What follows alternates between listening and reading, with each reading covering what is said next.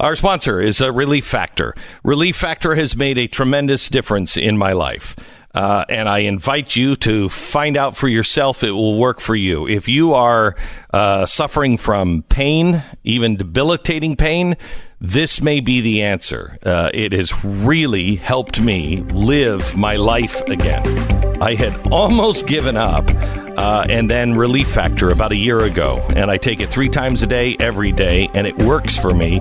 It might work for you. Try it for 3 weeks. If it doesn't work, you're out $20. If it does work, you get your life back. Go to relieffactor.com. Get rid of your pain. Get your life back. Relieffactor.com or call 800-500-8384. 800-500-8384. Relieffactor.com. The fusion of entertainment and enlightenment. This is the Glenn Beck Program. Today I look at the stories in the news and I see what's going on in Washington. And I see this senseless argument when we don't have all of the facts. I don't know what's going to happen in Washington. Nobody does. All I do know is I can't change Washington. I see a story about Prada accused of racism for putting monkey figurines in their store window.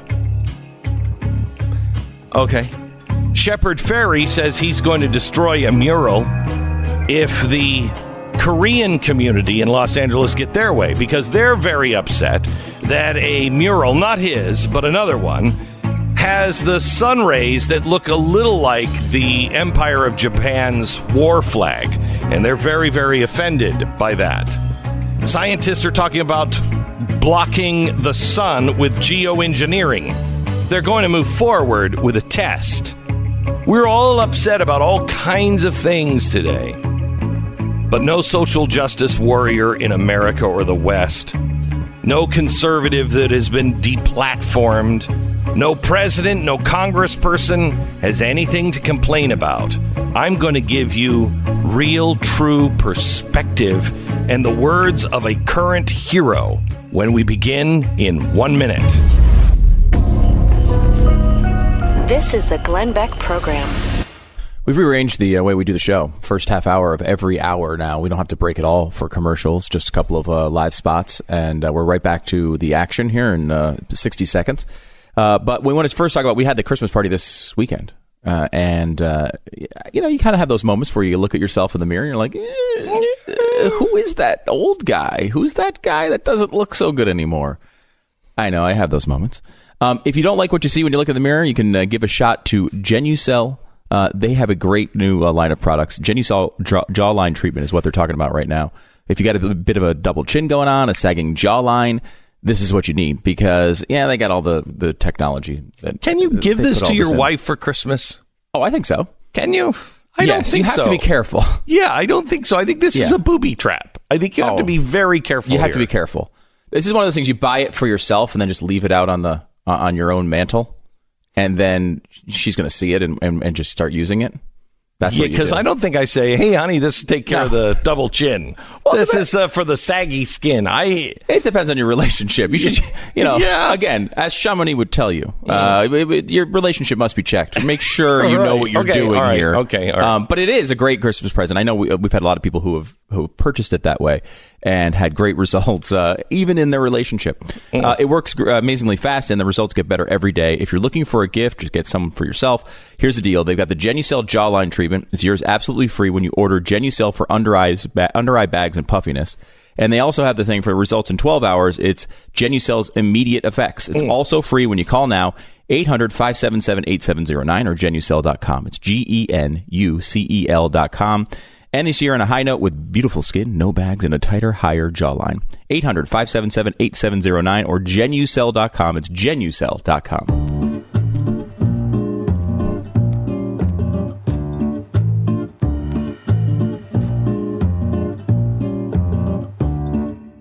So last night I was having dinner with the family, and I said, here's what I want for Christmas.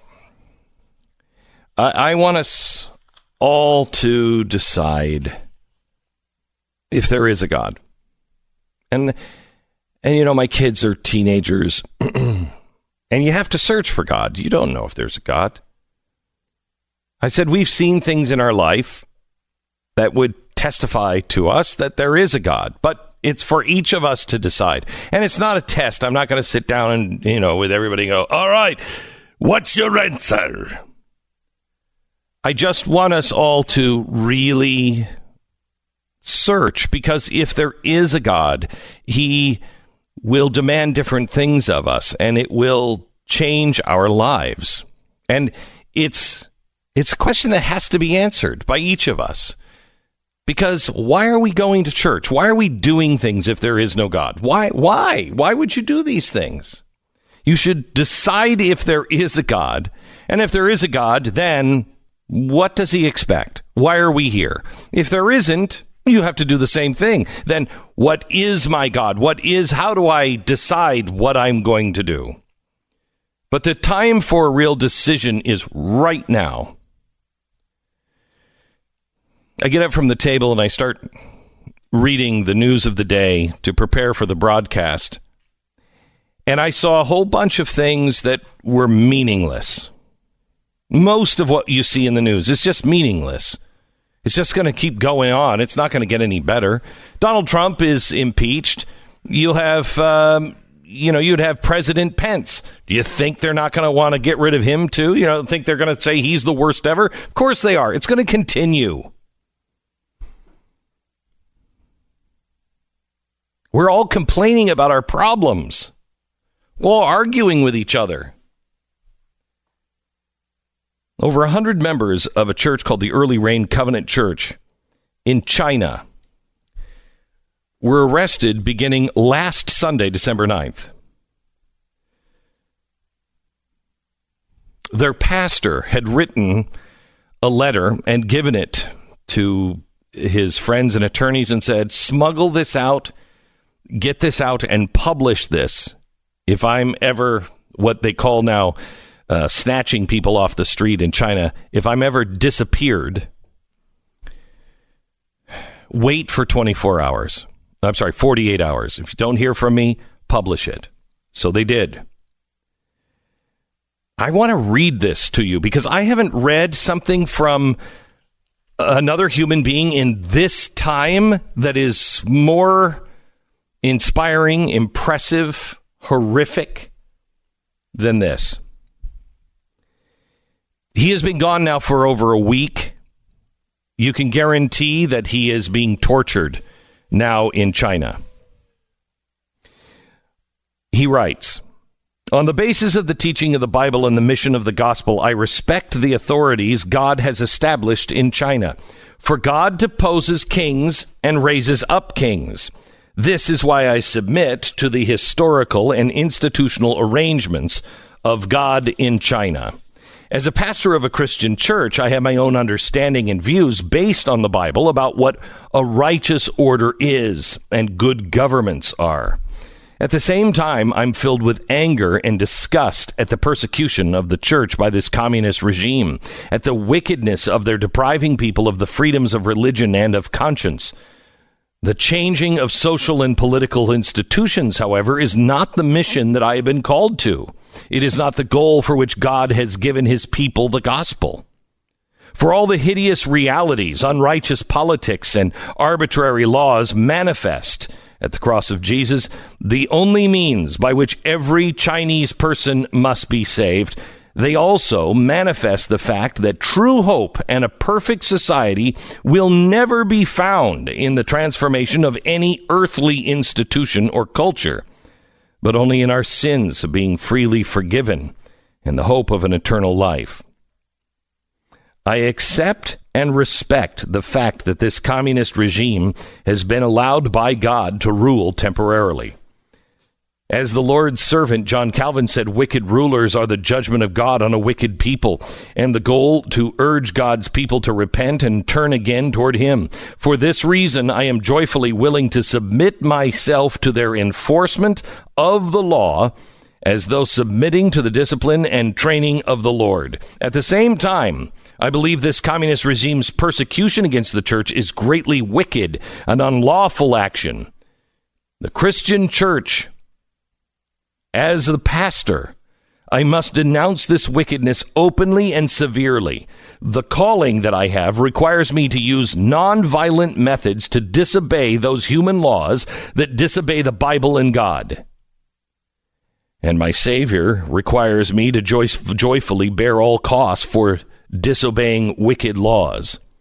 But this does not mean that my personal disobedience and the disobedience of the church is in any sense fighting for rights or political activism in the form of civil disobedience, because I do not have the intention of changing any institution or any law in China. The mission of the church is to only be a church and not to become part of any secular institution. From a negative perspective, the church must separate itself from the world and keep itself from being institutionalized by the world. From a positive perspective, all acts of the church are attempts to prove to the world the real existence of another world. The Bible teaches us that in all matters relating to the gospel and human consciousness, we must obey God and not men. For this reason, spiritual disobedience and bodily suffering are both ways we testify to another eternal world and to another glorious king. This is why I'm not interested in changing any political or legal institution in China. I'm not even interested in the question of when communist regime's policies persecuting the church will change. Regardless of which regime I live under now or in the future, as long as a secular government continues to persecute the church, violating human conscience that belongs to God alone, I will continue my faithful disobedience. If God decides to use the persecution of this communist regime against the church to help more Chinese people to despair of their futures and lead them through a wilderness of spiritual disillusionment, and through this make them know the Savior, if through this he continues disciplining and building up his church, then I am joyfully willing to submit to God's plans, for his plans are always benevolent and good.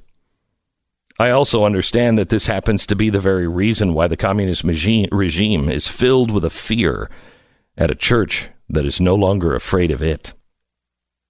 If I happen to be imprisoned for a long or short period of time, if I can help reduce the authorities' fear of my faith and of my Savior, I am very joyfully willing to help them in this way. But I know that only when I renounce all the wickedness of this persecution against the church and use peaceful means to disobey, will I truly be able to help the souls of the authorities and law enforcement. I hope God uses me by means of first losing my personal freedom, to tell those who have deprived me of my personal freedom that there is an authority higher than their authority, and that there is a freedom that they cannot restrain, a freedom that fills the church of the crucified and risen Jesus Christ.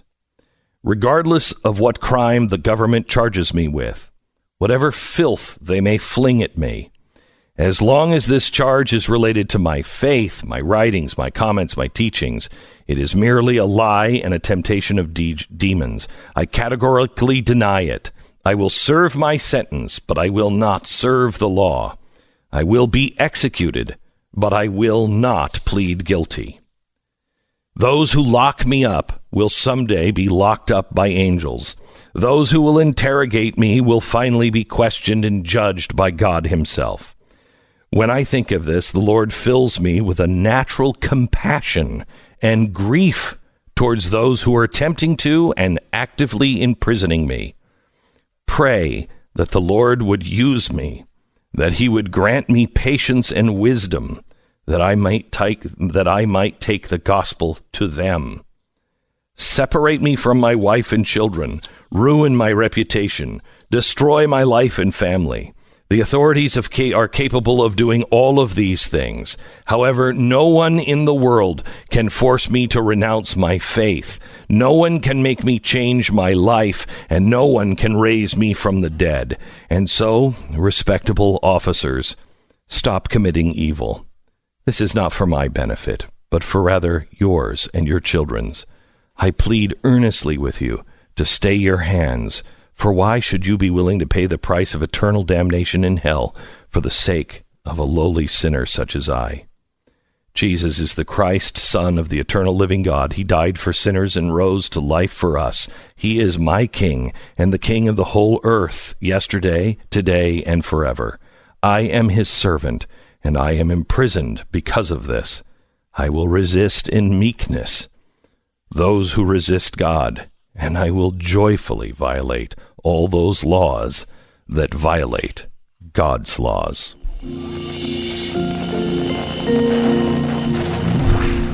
Wow.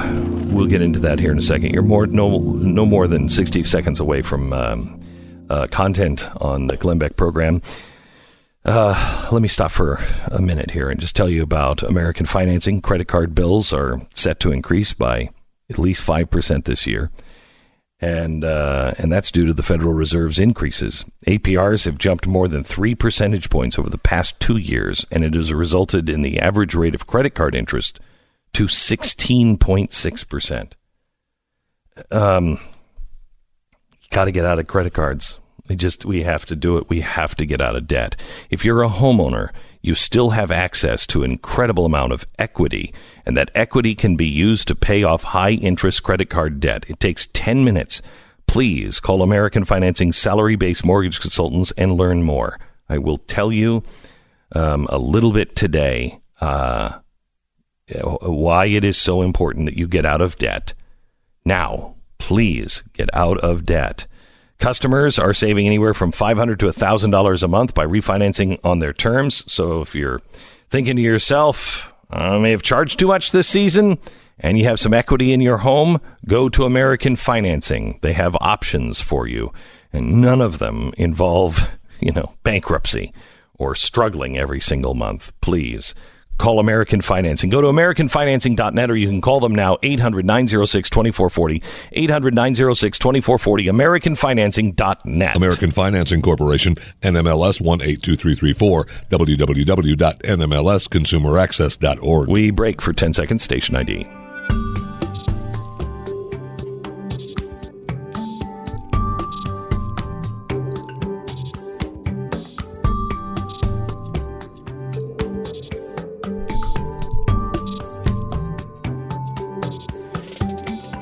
Stu, when's the last time you heard somebody write something like that? It's incredible. I mean, it doesn't even feel like it's of this time. Doesn't. No. Right. It feels like you're going back in like ancient history to read somebody who actually would live like that. Right. I mean, I haven't heard anything close to that from any American preacher or anybody in the West. Yeah. And I don't know how long. I could give you one thing that popped into my mind as you were reading it. Yeah. The only thing was the guy who recently was killed as he went to an island in the middle of nowhere to a tribe, and this tribe had no connection. They're still like completely disconnected from the outside world, and he was murdered. And people were kind of like making fun of him, like, you idiot! You just go walk into this guy's island. Of course you're gonna get killed by the the people who are living there. They see you as a threat, and I kind of honestly felt that way too when I read it. That was kind of my initial reaction. And then you read what he said, and he was like, "I'm going to share Jesus with these people, and they very well might kill me, and if they do, please don't blame them." And after he was killed, his family said, "We put no blame on them at all. He knew what he was doing, and he believed it was that important." I was like, wow, like that. I complained about my Domino's pizza coming too late this weekend. I had to, unfortunately, I started my show prep for today's show last night here.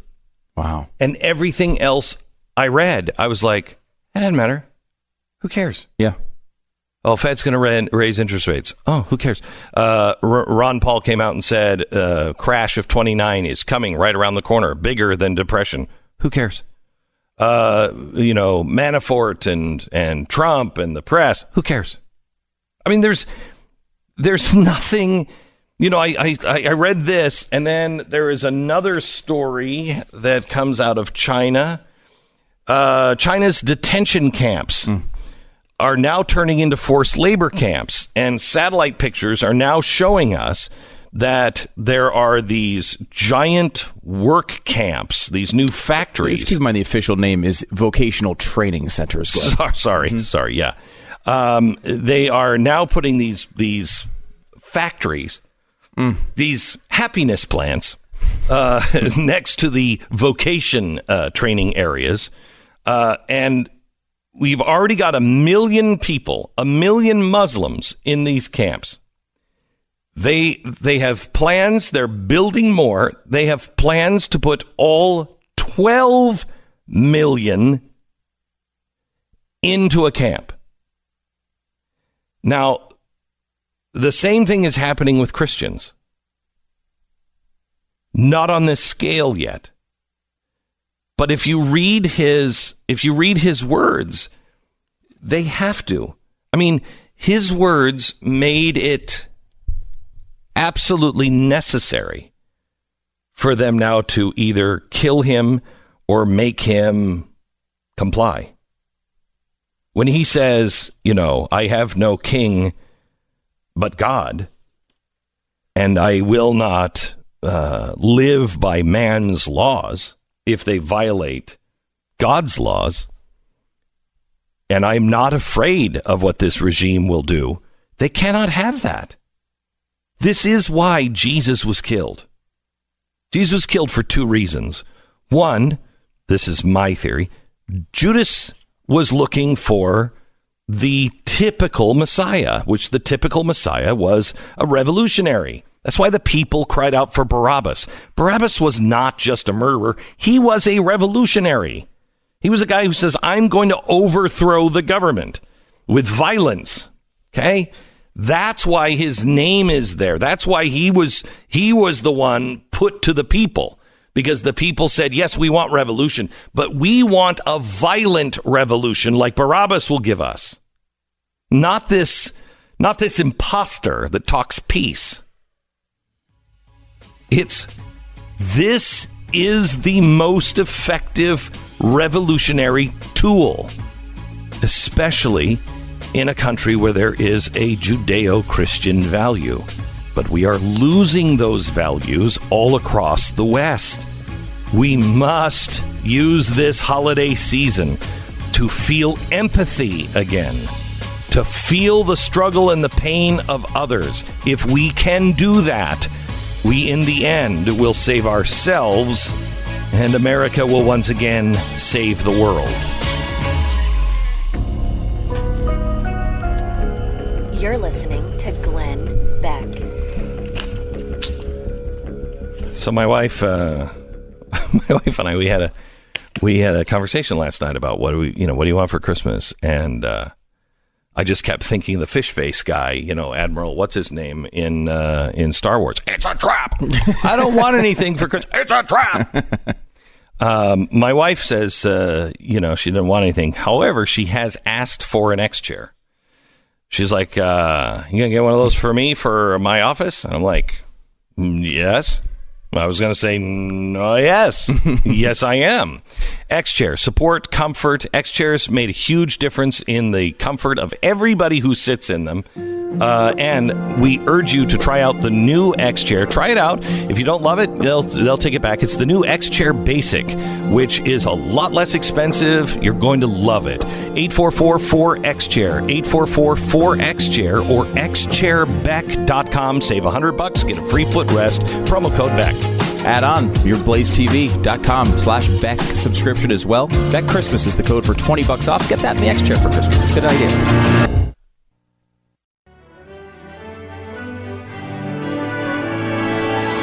So there's some weird Christmas miracle going on. There's weird science, and this has been happening for a while, but this year is truly astounding. Moron trivia, which we've played for years. Pat plays now on his program. Pat Gray joins us from Pat Gray Unleashed. And it was right again this weekend. It's 13-2 now. 13-2. Yeah. 13-2, and this weekend it predicted the Eagles win over the 11-2 Los Angeles Rams in Los Angeles. Yeah. Eagles were 13.5-point underdogs, I believe. Now, Stu, even you didn't think the Eagles were going to beat the Rams. No, I never think they're going to win any games, but that was really amazing. I mean, because we did more trivia kind of together on Friday Mm-hmm. on Pat Gray Unleashed, and I was I, of course, rooting for the Eagles, but as we went off the air, Pat's like, look, I mean, this is going to be the biggest test of Moron Trivia of all time. Like, I mean, the Eagles were not supposed to win that game. Backup quarterback yet again with Nick Foles. They were 13.5-point underdogs and won. So let me ask you, because Stu, you remember, we've played this for 20 years. Yeah. 20 years. Yeah, almost. And well, we played it 30 years ago almost. Yeah. we were playing it, weren't we? Okay. And it is... It's always like this. It's always like this. And there are come times where, like that, when we first started playing it, that we would go, okay, there's no way the Eagles are going to win. And we'd be deep in a season and we'd say, let's and you want to protect the record. Right. And so we're like, let's throw a bone. You know, we've only done that a couple of times because every time that happens, it's wrong. Every time. Oh, you can't miss with the perfection. You can't mess with the perfection of moron trivia. Seriously. You can't. Yeah. When you do, you're wrong. So what are the odds that this randomly happens? One of our listeners calculated the odds, and, you know, I'm not smart enough to actually do the math on this, but he did. And he said it was a 0.037% chance that this would randomly happen. I mean... But it happens like this over and over and over again. We should go back and look because we have the website. We have a listener that does more on. It was shut down for a while. I don't know if it's back up. I think it might be back up. They were going to put it back up this year. Okay, so and it should have the record. And it's usually we had a couple of overall record would be pretty impressive. Yes, I think this is one of the better years. But you guys have done 15-1 in the past, right? Yes. Didn't that happen one year? Yeah, there's been a couple of years like that, but this is definitely one of the best of all time. I mean, it's incredible. And really, what was amazing, we did it for 15 probably straight years, and we've had some interruptions here and there, but. Every year, I believe, except for maybe one, was over 500. So they weren't all 15-2 type of years, but a lot of them were, 10-5. If you would have placed money just on Moron Trivia, you would have made a lot of money. This year, you would have made a fortune. You'd make a fortune, especially betting against the spread, like the Friday, like this weekend's game. Oh my jeez! And you'd never do it. No, you never had. We've had a great record with Moron Trivia for decades, and I've never heard a listener say, "Yeah, I put money down on it." Someone last night, somebody did this weekend. They won some money on it. Someone said they want to. They put a based on this. Yes, they just got to the point where I'm just going to now bet on it, and they think they made this weekend $125. They said. Now again, like if you did the money line bet, I wouldn't want anybody to really put anything on the line. No, because there's no. This is crazy. I disagree. I think you should. There's moron magic happening. If you have a mortgage payment coming up and you don't think you can make it, figure out how much you have to put down to get that mortgage payment and bet it on Moron Trivia's results. That's where I am at this point. After that game, I'm willing to go down that road. Yeah, it's crazy. I may not be a financial advisor, but I mean, money line going into that game had to be 7 or 8 to 1. For the Eagles to win that? Had to be. Because again, 13.5 points is the point spread. Like they're saying, well, will the Eagles they'll probably lose by about 14. To win the game, you can bet 100 and win 700 or 800. And that's pretty amazing. It's pretty amazing that Moron Trivia nailed it. So to win 120, what did you maybe bet $20 or something? Probably about about $20 and win 125, something like that. Not a bad return on your dollar for this listener. And this is what we do for listeners. We're enriching you with gambling. Enriching you with gambling advice. Happy holidays from the Glenn Beck program. I was saying this morning that if we actually encourage gambling based on this, I think the commission would be investigating us right now. Well, I mean, honestly, now that the Supreme Court ruled that no longer can the federal government control state decisions on gambling, this year, and now because of that, there's a big giant explosion into this market where a lot of new shows have launched and networks are launching based on, hey, here's some gambling. You can now do it legally in several states, and more are coming. Maybe this just deserves its own show on like ESPN. maybe Moron Trivia just goes on ESPN or Fox Sports 1 and just is on all the time doing Moron Trivia. This is way more accurate than their gamblers. Maybe what we should do is just do Moron Trivia and edit it down and then give analysis, real actual sports analysis on why that can't happen or is right or isn't right, and then compare the analysis with the actual game. You could do it. We could. You could do it. I mean, this year has been amazing. Wish we had a network. Oh my gosh. Oh, wow. We should. Because it's crazy. It is. It is. It shouldn't happen. I can tell you that. I mean, because morons and there should not be able. The number of people that can't tell you who the president is should have nothing to do with a score of a football game. We always get the people who are like, "How do you guys do that? Like, how do you You're obviously doing some trick. How are you finagling it?" It's like we don't know the results of NFL games in advance. If we did, we would not be here talking to you. We would be living in Vegas in the biggest penthouse in the world. It's AI. It's AI. We've developed AI. Yes. We can get there. It's one of the few things we haven't rigged. We used to do games all the time where people would go, "How do you got?" Well, we rigged it. But this is completely rigged free. Right. We should start calling this MI. Moron intelligence. That one might work better. Yeah. It might work better. Okay. So, Pat. Welcome to the program. Thank you. We were just talking about how really there is nothing that you could possibly whine about and feel good about yourself after reading about this pastor in China and what he wrote. Oh, yeah. But go ahead. What do you have to whine about? I find it fascinating that in Great Britain, some school children are going to be taught now that all genders can have menstruation periods. Yeah. Oh, wow. It's a new sex education lesson that is considered a victory for transgender rights campaigners, because they've been campaigning for this, that boys and non-binary people can have periods as well as females. No, they can't. What? No, Excuse they can't. me? I'm sorry. Wait. No, they can't. What?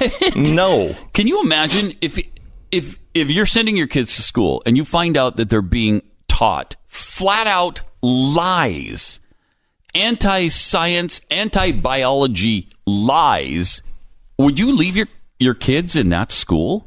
There is no way. Well, if they're teaching global warming, yes. Yeah. Because they've got to get that truth. I mean, for how long have the right been called science deniers? And now you've got the left that's continually denying science, that boys and girls are essentially the same, that they can actually have periods, that fetuses aren't necessarily going to be human inside the womb. All of these anti-science stands. And why is it they're not tainted with any of that? It's absolutely amazing to me. Menstruation must be inclusive of all genders. No, it must not. No, because it isn't. So I don't know how they get away with it. But this stuff tends to start in the UK and then kind of spread to the United States. And I'm just kind of hopeful that people will stand up to this and maybe say, no, I don't think that'll happen. So. I mean, we were talking about this last week. We played a clip from 2008 of Glenn talking about Baby It's Cold Outside, mocking the idea that people would think it was a date rape song. Right. And then we are in 2018, and it's the big topic of Christmas. I mean, like when the song comes on, like that's what people think about now, is whether it's a date rape song or not. I mean, the same thing. We could have easily done a bit in 2008 or 2004 or 2000 or before that, where we would say, at some point they're going to start saying that boys can have periods. And then you'd laugh. Won't that be ridiculous? That probably wouldn't actually happen. Right. And here we are. It's almost like you don't recognize your country. Yeah. It's almost that everything that you thought was solid is liquid. So valuable is is addicted to outrage in this way, because all of this stuff, we constantly say this about how this doesn't make any sense. How can this be happening? And it does explain. I mean, that is really one of the reasons why you wrote the book, because it's postmodernism, and he goes through why they try to do that. Why the most ridiculous thing is the thing they target. Go back to the old thing that they used to say: the bigger the lie, the easier it is to get people to believe. And in a way, it's like that. They don't target necessarily the obvious point or the point that they have a good argument on. They specifically target the thing that they have no argument on. And try to make it obvious and say it's so obvious so that people start coming along there, and then the rest of it's easy. Yeah. I mean, how far is it from this to men can have children? Men can be pregnant. Yeah, and they're already saying deliver they're already babies. saying, how about this one? Miss Universe is a guy. Right. She didn't win, though, right? I thought she did. That was the update I saw. She didn't Did she actually win? I saw it was on last night, but I didn't. So check real quick. Somebody check real quick. I thought I had heard this morning that she won. Or he won. He won. Although she's had the surgery, right? I think actually had the surgery. Right. So. And he's a good-looking woman. Yes, does not look like, let's say, Caitlyn Jenner. So here's the thing, though. Who is magnificent and beautiful, by the way. She is lovely. She is absolutely beautiful. She is lovely as Michelle Obama's arms? Not quite. Nothing is that lovely. All right. Okay. Nothing. All right. Okay. But very So here's the close. thing. I was thinking about this last night as I was reading about this, and I thought, okay, I don't know his story, his background, nothing. I don't want to hurt him. I don't want to, there's nothing. I don't want to get involved in other people's lives. Okay. I just don't. Who am I to say? However, I'm really wrestling with the reason why I say Caitlyn Jenner and not Bruce Jenner, and the reason why I say Caitlyn Jenner is a she, is because I don't want to hurt his feet. You know what? He's gone through enough. If that's what makes him, but that releasing that and not saying, no, I'm sorry, I won't disagree with science. Now, I try to make when you're having a conversation with somebody and you're talking about Caitlyn Jenner and you're really seriously talking about Caitlyn Jenner, I do refer to her as him, because you cannot change the biology of the body. He is never, no matter what surgery is done, he will never be a she in a petri dish. Never. He will never have if you're a talking menstruation about biologically, cycle, ever. that's Correct. right. But then there's a legal aspect, right? Where that's a different story. I think too, like the name is a different story too. Like Lou Alcindor became Kareem Abdul-Jabbar, and we all called him Kareem Abdul-Jabbar. Correct. By the way, people call me Stu. That ain't my name either. Not your name.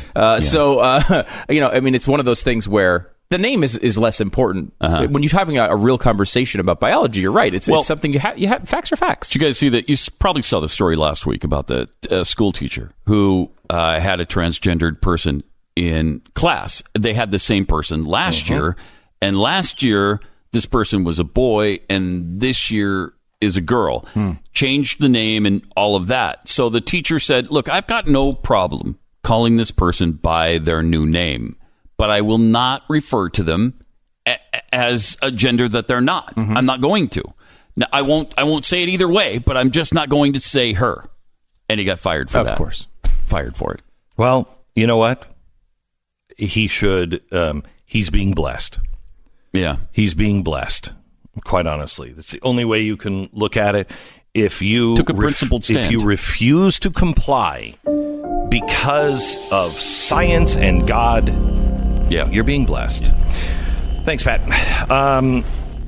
Let me talk to you a little bit about Simply Safe. Simply Safe is a great way to protect your home. It is it's put together by this group. I think they had about 5 people when they started with us. Yeah, a full 5. But we could have been a time they could have offered it for us to invest. They didn't. I mean, we could have, because now they're like a gigantic company. That's you know us better than that. We wouldn't have. We would have blown it. We would have shorted the stock. We would have somehow. been like, I don't know about this Simply Safe thing. Now they're huge, and they started with us, and it's the same people. It's the same people, and they are still just as passionate and concerned about everything that they do. I love this company. Simply Safe. You don't have to pay a middleman. You don't have to schedule a 6-hour window for installation to come by. You don't have, a salesperson calling you. You just go to simplysafebeck.com. You look at the systems that they have. You pick the right one. You customize it for you. You know how many windows you have. You know how many doors you have.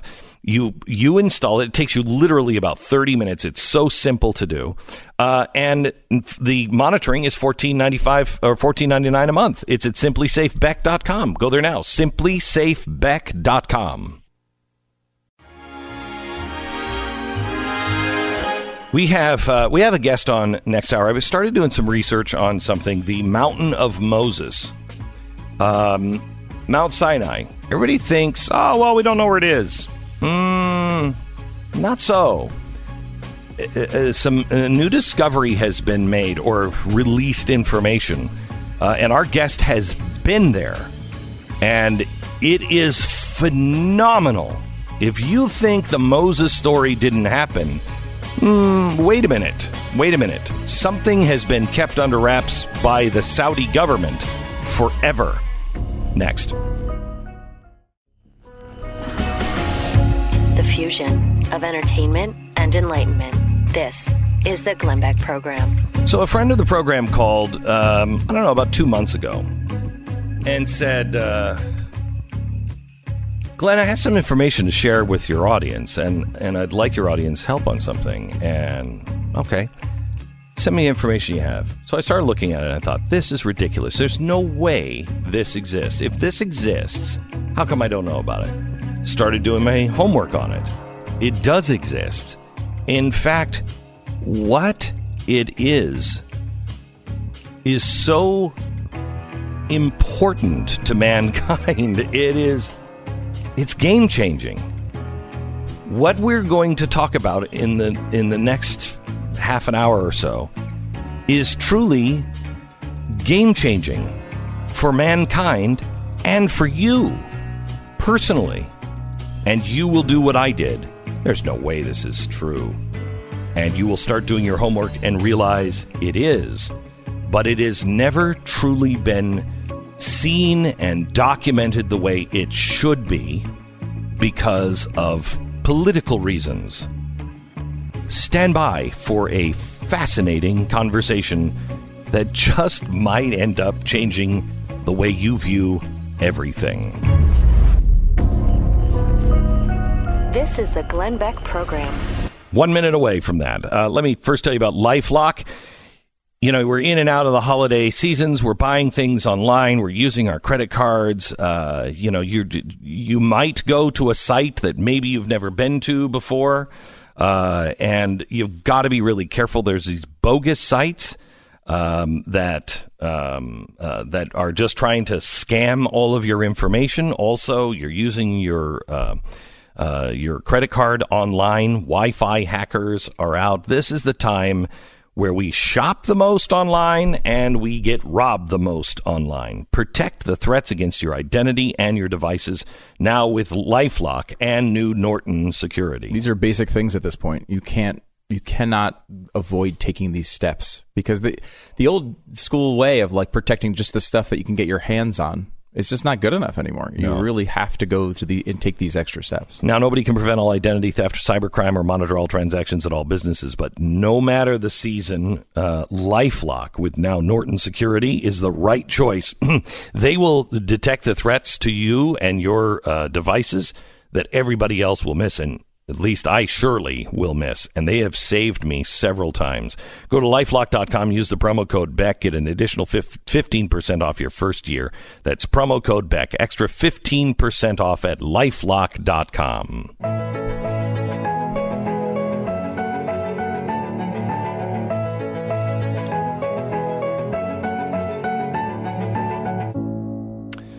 So Ryan Mauro is the director of the Clarion Intelligence Network, and he reached out about a project he is doing on the Mountain of Moses, Mount Sinai in Saudi Arabia. And Ryan, I have to tell you, I heard this and I thought, that can't be. And then I started doing my homework on what limited information is out there, and it is stunning what is in Saudi Arabia. Welcome to the program. Thanks so much for having me. I'm really excited to be able to talk about this and really see this start to impact the world because, like you said, just so few people know about this, and of those that have heard about it, they rightfully so assume it's crazy. But there is video evidence of this. There's only been a few people that have seen it, very little evidence, and it's because it is pretty much on lockdown with the Saudi government. I mean, literally, it's like a military installation base. Right. So basically the problem that many people have grappled with is that at the traditional site for Mount Sinai in Egypt's Sinai Peninsula, there's been very little evidence. And so that's led to an academic consensus that the story is just made up, or at least 99% of it is exaggerated.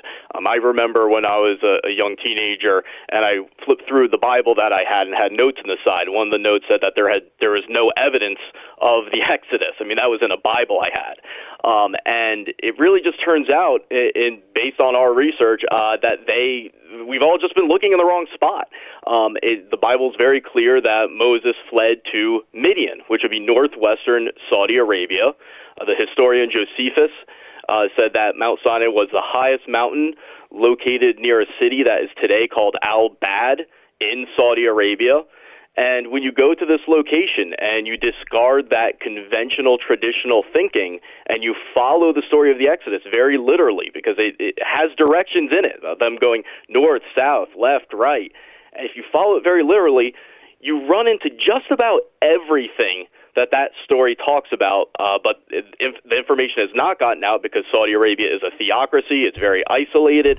And then in regards to Mount Sinai itself, within Saudi Arabia and some of these other sites that we'll talk about, they are kept secret with fences, and they are patrolled by police. And so those who have tried to go there have been arrested. They've had their evidence confiscated. One guy, a highly controversial individual, Ron Wyatt, who went there in the late 1970s, he was held for 70 days. And then the next two guys who snuck in, Bob Cornuke and Larry Williams, they were then arrested as well and had their stuff confiscated. And then an American couple that were working in the country, Jim and Penny Caldwell, started leaking out photos and videos from the area around Mount Sinai, but remained anonymous. But that was a while ago, and so there wasn't any modern-day footage or video, and so people forgot about the theory until now. Okay. And so we've released this video that's about 25 minutes long online just this second. Okay, so Ryan, tell me what you have found and how you got the video. First, how did you get the video? Well, I did go into Saudi Arabia 3 times. Really just a miracle happened where I was very interested in this since a young age, and then it just fell into my lap. And amazingly, even with some things going wrong, we did have some encounters with Saudi police. I was able to get in and out of the country safely 3 times, and we got stunning footage that's really never been seen before. And so now the entire world can see evidence of, for example, the golden calf worship, the altar that Moses constructed at the foot of the mountain, just as the book of Exodus says. And what's stunning about this is it is marked. It is marked with a golden calf, ancient markings, and cows were not in Saudi Arabia, so there was no reason. No tribe later would do that because there weren't cows. And so it's marked with cows. It's marked with a golden calf. It's clearly an altar. And what's stunning about some of these things is that they are behind this very high security fence that is marked around this entire mountain, which the Bedouins and the locals call the Mountain of Moses. Correct? Right. That's what's really amazing is that you get to northwestern Saudi Arabia, and the first thing that Saudis will tell you after saying hello, because they're so happy to see an American they've never met face to face, and they say, do you know what's here? It's the Mountain of Moses, Jebel Musa. Do you want me to show you? And I'll also show you the other areas where Moses and the Yahud, the Jews, walked. And so when you go there, this is common knowledge over there, which is really amazing. And many Saudis are also aware that we don't know about it. I spoke to a former jihadist contact of mine about this, and I was just telling him what I was doing in Saudi Arabia, and he goes, yeah, Mount Sinai is Saudi Arabia, and it's covered up with the fences and the police. Yeah, we all knew about that when I was in the jihadist world. And from his perspective, the reason for doing that wasn't just because of the geopolitical ramifications, but from his interpretation of strict Sharia law and those he hung out with, which included associates of Osama bin Laden. The reason it's done is to preserve the sites because if people start going and they start like taking sand and they sell it, saying it'll do a miracle, it becomes idolatrous. And if it becomes idolatrous, according to Sharia law, you have to deny access and destroy everything. And they don't want to do that. So from his perspective, Sharia law basically saved the sites. And when you go there, I've got to tell you, you feel like you're in the Exodus. It's just incredible. Okay. When we come back, I want you to describe some of the things that you saw and have captured on video, and then what you are asking for help with. This is when you see the video. I can't tell you. There is no place on earth that I would rather go to. No place on earth than this. If I could go anywhere to actually stand in front of the things that I've seen just on Ryan's video, I would pay any price. This is truly, truly game-changing when it comes to faith. And we'll continue our conversation here in just a second. Now imagine you own a company whose biggest complaint was that the people who bought your product wish they had bought more of it. That doesn't suck. No. You'd feel pretty good about your product. That is the thing that happens when people buy a Liberty Safe. They always say, the number one complaint, I wish I would have bought a bigger one. Oh, if your wife has a lot of purses like mine does, a lot of times you're going to need an extra safe to fit all of them in. There's so many important purses to protect. Right. They're the number one safe manufacturer in the nation. They've sold more than 2 million safes, and they have for a reason, because they lead the industry in technology and innovation. They have military-style locking bars and heat-expanding fire seals that are second to none. I mean, it says volumes that all of your important documents are in Liberty Safes. Yeah. This is where you put them. Yeah. We have anything we have from George Washington, from Benjamin Franklin, Thomas Jefferson, all of these things in a Liberty Safe, because I trust it. I trust that it is going to, it could be picked up by a tornado and dropped someplace and everything's going to be safe inside. I've seen it. It could be, everything could be burned down by a fire and it will still be okay because I've seen it. They come with a lifetime warranty. So no matter what you have to put in your Liberty Safe, make sure you get a Liberty Safe. Go to libertysafe.com. They offer 12-month interest-free credit. If you are approved, it is libertysafe.com. Libertysafe.com. 10-second break for station ID.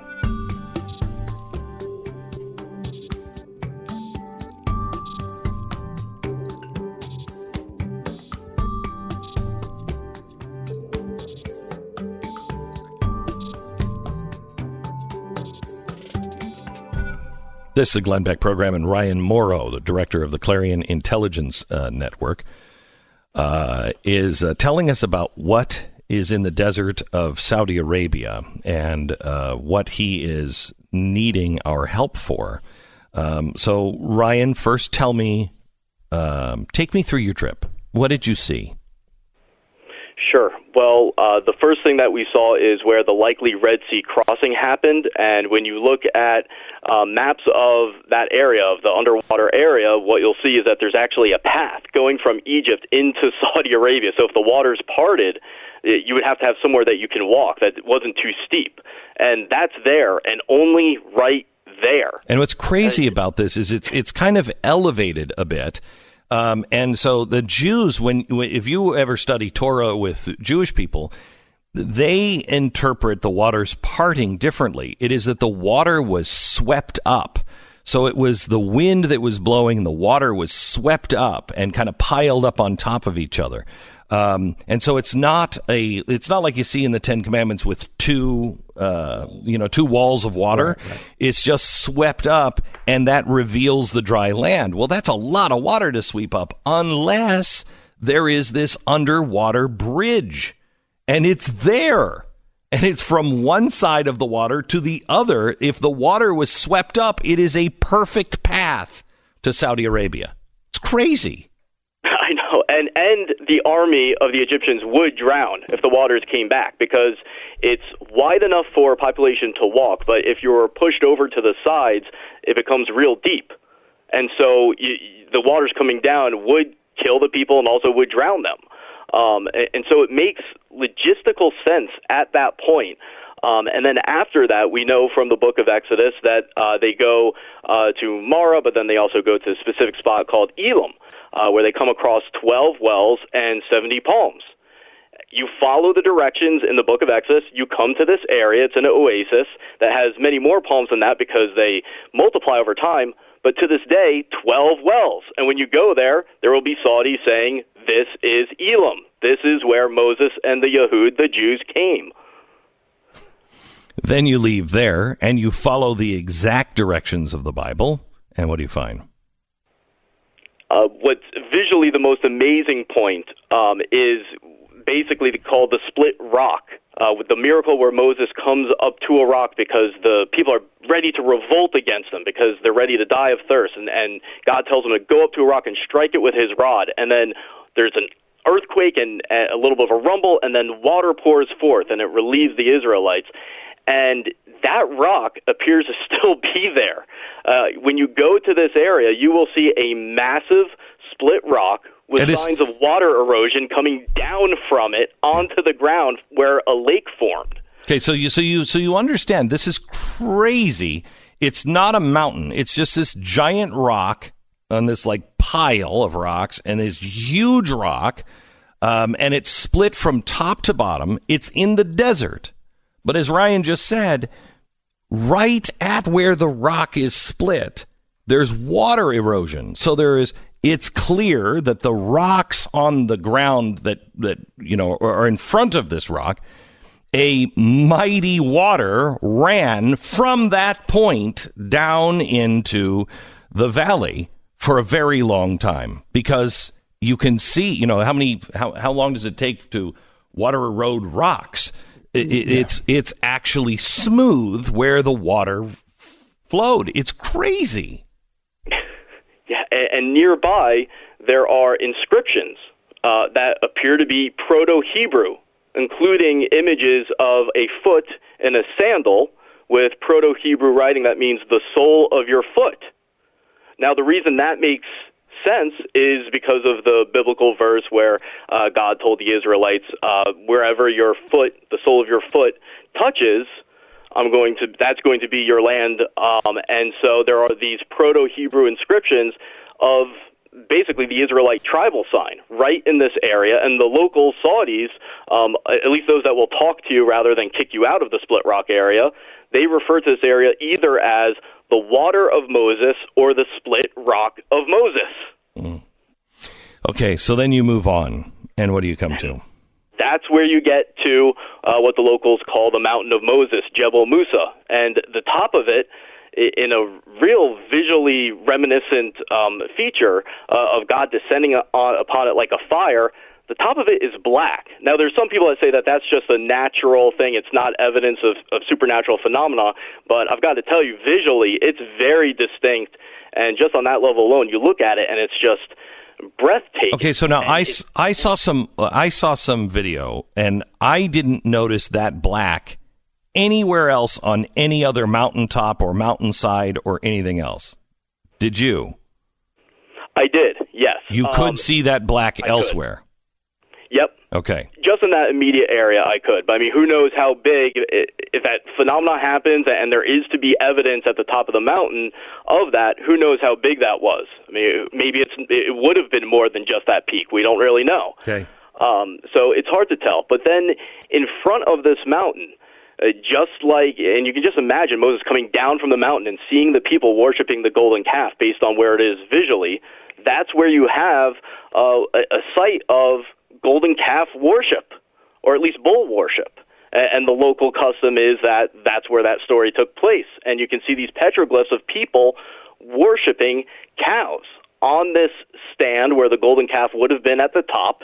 And there's a circular area on the top that maybe, speculatively, could have been where the golden calf was smashed into powder, because you can see it was worn down at the top. And then there's an altar in front of it. Again, just like the Bible says. Okay, give the audience a scope of how large this is, because it's enormous. Yeah, I don't have the measurements in front of me, but you climb it, basically. You can climb it, and you get to the top of it, and if the golden calf was on the top, then the local population of Israelites that turned against Moses would have seen it. And so it makes sense. But also, that was a brief episode in the book of Exodus. So if it was too large and there were too many petroglyphs, it actually wouldn't match the story. So what you see is a limited amount of intense human activity that apparently just was limited to that one spot and then suddenly stopped. From there, if you walk towards the foot of the mountain, you see an altar of uncut stone. You can see where the animals would have been brought up through animal chutes, and about 12 marble pillars. Now, why is that important? According to the book of Exodus, Moses builds an altar of uncut stone with no steps at the foot of Mount Sinai and erects 12 pillars to represent the tribes of Israel. And that's right there at the foot of the mountain. It is astonishing, and it has been preserved by the Saudis and protected by the Saudis. When you see the lengths, they have surrounded this entire gigantic mountain with security fence. It is literally like a military operation. And you can't go anywhere. And it says because of archaeological reasons, but it's in English and Arabic, and you're not allowed. It's not been really seen before. So can I hold you over for one more break here, Ryan? Sure. We want to work on a project with Ryan. And he wants to bring this evidence out, and you can see everything that we're talking about. He's just released a website. We're going to give you that website when we come back. You'll be able to see some of this stuff and roll up your sleeves and help us get to work on spreading the word on this when we come back. You're listening to Glenn Beck. All right. Do you change your filters? Because I didn't. And I can preach about it. Oh, it's bad for your HVAC system. Yeah, whatever. Now that I have Filter By, I have subscribed to the auto renewal. So it just comes, every few months when I'm supposed to change my filter. And so I just take it off the front porch and I pop it in the filter, throw the old one away, and I don't ever have to think about it. This is the way of the future. Change your filters. You don't have to go to the store anymore. You don't have to think about it. You can choose from over 600 sizes, all made here in America.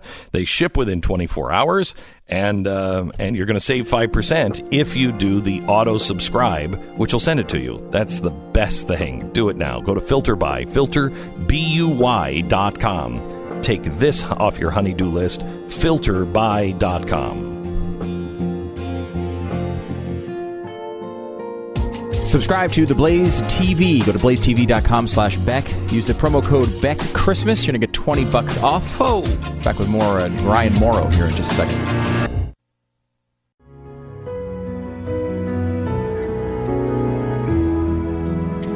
There is there's a popular way to dismiss the Bible is to say there's no evidence. There's no evidence. Well, there's all kinds of evidence. But on one of the biggest stories of the Bible, Moses and the Exodus and Mount Sinai, there is no evidence. However, we have found now that there is evidence, and it is being protected by the Saudis. And you're not allowed to see it. You're not allowed to go there. It's protected by a fence. The locals call it Mount Sinai, the mountain of Moses. It has all of the markings from the Red Sea, if you just follow the directions in the Bible, to the mountain, and you see all of the things that are said to be seen in the Bible. And it's not, well, I guess that could be. No. It's clearly that. So this is either an elaborate, ancient, hoax or Disneyland, for, travelers to come and say, hey, look, and this is the Mountain of Moses right here, right here. And Walt Disney is, making audio animatronic calves. It's good for a tourism board, right? Correct. Or there's something to this.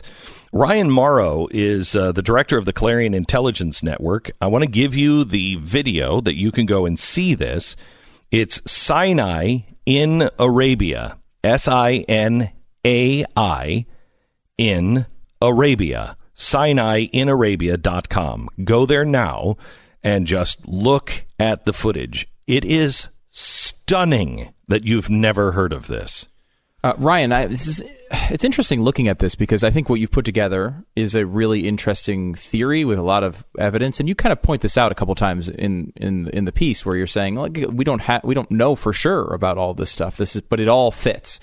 What is the level of acceptance when it comes to the church and religious experts and historians? Like, do they believe this is plausible? Did they believe this is reality? Or is this something you kind of just came up with on your own and you kind of want to see how they react?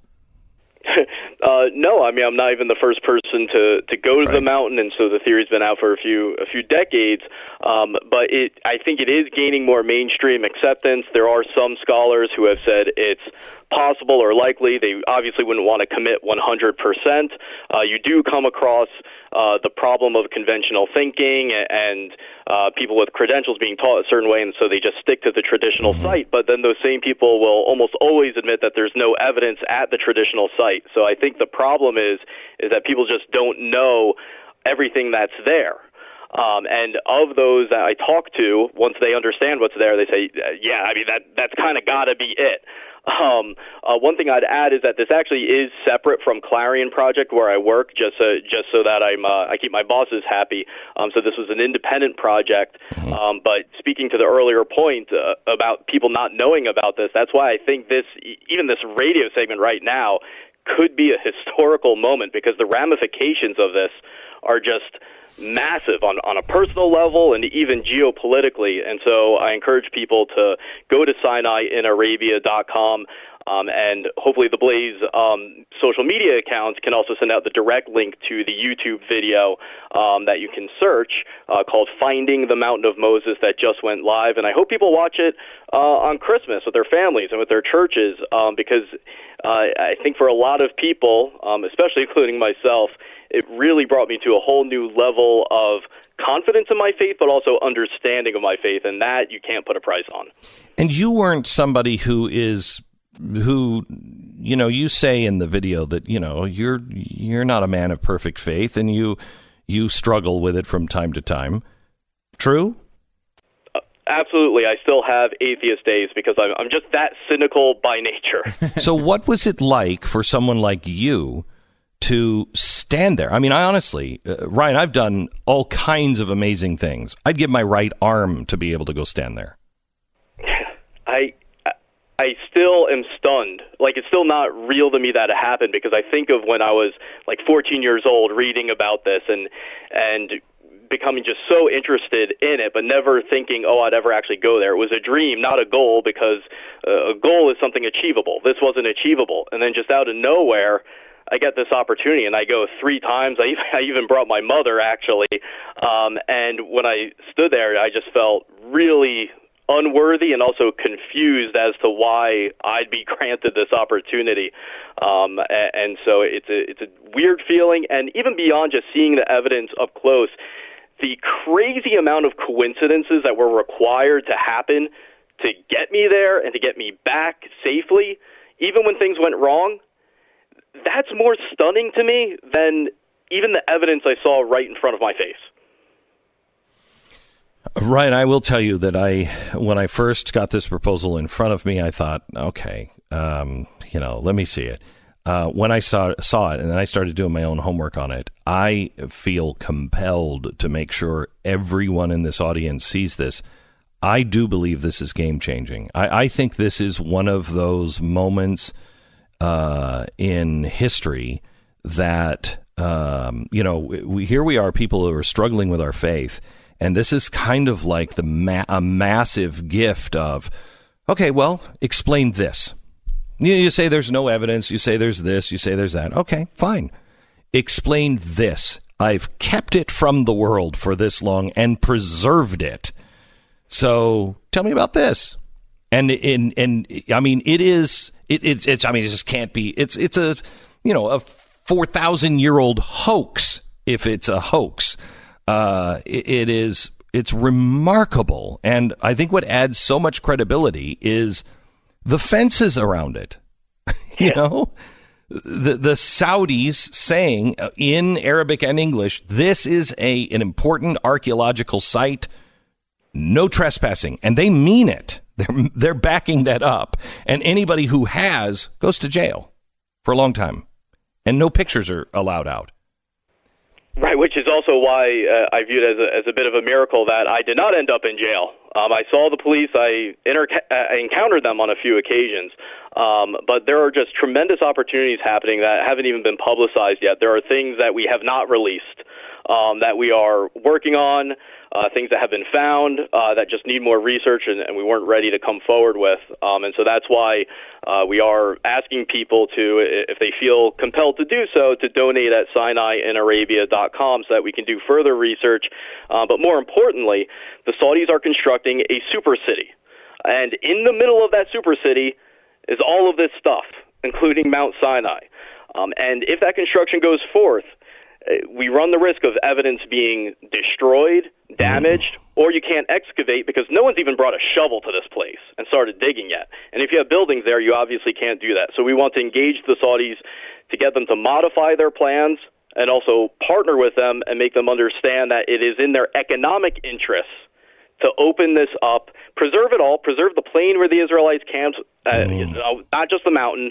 And so preserve it, allow outside access, and don't do anything that could ruin it or destroy evidence. And that construction I saw going on when I was there. It's happening quickly.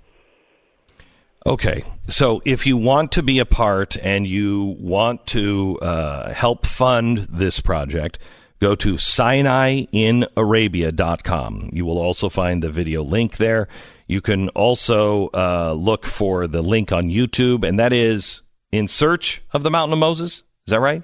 It's Finding the Mountain of Moses, the real Mount Sinai in Saudi Arabia. I'll be tweeting it out as well. Okay, and we'll tweet that out, and we'll make sure that it's at the Blaze and everything else.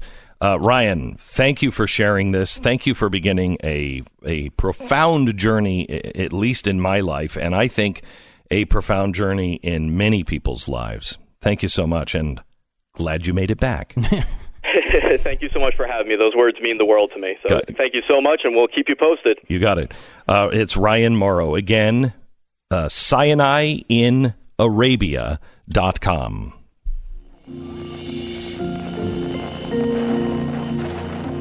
Fascinating. I can't wait. We'll get to the other side of the commercial break, and we'll discuss this because I find this fascinating.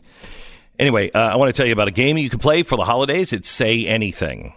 We decided that we're going to take a drive this holiday. We're going to drive cross country, which we have not done for a long, long time. And Tanya said, and we start our no electronics at all, except for the GPS, for a month in the next couple of days. What? Yeah. You're going to do that? Yeah. At the request of my son. Really? My son came to me and said, Dad, can we all get off for a month? And I said, is this a trick?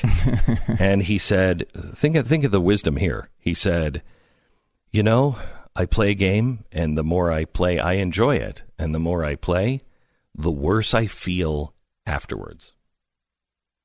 And I said, we're in. Very true. We're in. Okay. So we're looking for games and everything else. One of the games that we're packing in the car, Say Anything. Say Anything is a great game. It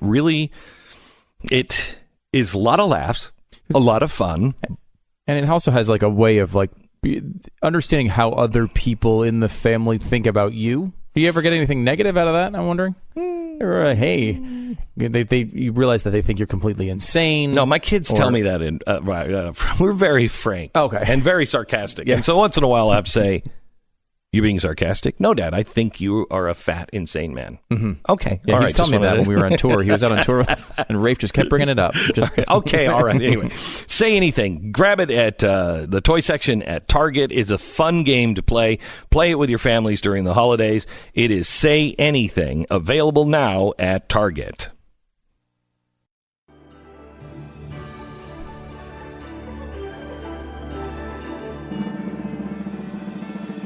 Isn't it interesting that at a time where our faith is waning, that we would get a gift like this, of this evidence now of the real Mount Sinai? When you see I urge you to go to SinaiInArabia.com or Finding the Mountain of Moses on YouTube and see the evidence that is in Saudi Arabia and has been protected behind, razor wire for decades. People have taken pictures of it. People have taken video. A little of it has been smuggled out in the past, but most people have had everything taken from them, and they have gone to jail for taking pictures of all of this. It's remarkable, and it's interesting to me that it is coming out now when people need faith more than ever, or will soon. And here's something that can bolster your faith a great deal. I mean, this is mind-boggling. If you look at this and you really research this out, what else is it? What else could it be? And, maybe it's not, but... And you don't necessarily have to believe in the supernatural to know that story is true. But, wow, it's stunning. It seems like, too, there was a lot of access. I mean, technology bridging these gaps where, they were able to take drones to places where maybe they couldn't actually get to. And it seems they've got a lot of sort of close-up footage of places you wouldn't necessarily think they'd get access to. It's interesting, too, the Saudi Arabian sort of connection here, because they don't want a world in which, if, let's just say, Muslim extremists from their country were to come in and destroy this site, right? That's a huge hassle for them. I mean, that's not something they want to deal with. On the other side, it almost seems like, in a way, they're protecting it, right? They are. I mean, but they're also the keeping people away from it, which is correct. Not so positive. Correct. But I can kind of understand their motivations there. Right. And he said also the Muslim extremist motivation is, if it becomes a place of worship, then it has to be destroyed. So they want to preserve it by not allowing people to see it, which is so screwed up thinking. But what's new on Islamic extremists? So everybody has a reason for preserving it. What's crazy is nobody's ever taken a brush to this. There's been no archaeological digs. This is the stuff on the surface. And it's phenomenal when you see the video. I mean, certainly the carvings and stuff in the rock are very visible. And the split rock? Yeah. And the rock, and then the water. I don't know if his video shows it, but you can see in photographs the smoothness of the rock as it came down one side.